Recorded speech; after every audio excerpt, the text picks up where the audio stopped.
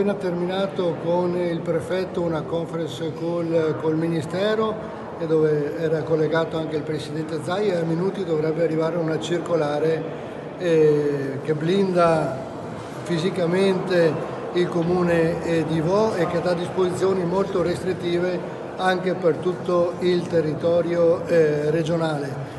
Quindi i sindaci si dovranno attenere a queste disposizioni superiori che a minuti proprio ci verranno comunicati, quindi sarà una situazione dell'incertezza che c'era ieri, oggi si sta chiarendo e quindi a minuti arriverà questo dispaccio dall'ordinanza di Zaia di concerto col Ministro della Sanità. Un timore ieri questo che era stato sollevato anche dai cittadini, insomma è arrivata adesso finalmente chiarezza, forse chiedevano i cittadini si poteva fare con un po' più d'anticipo.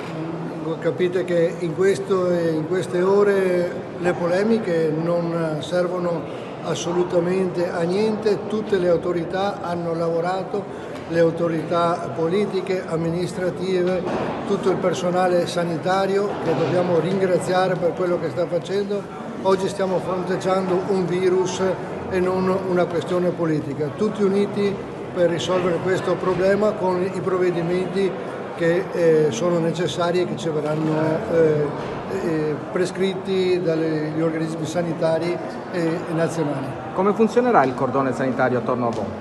A minuti provvederemo, ci sarà la protezione civile, l'esercito e la polizia. A minuti organizzeremo questo cordone, qui c'è anche la protezione civile nazionale e anche locale che collaborerà.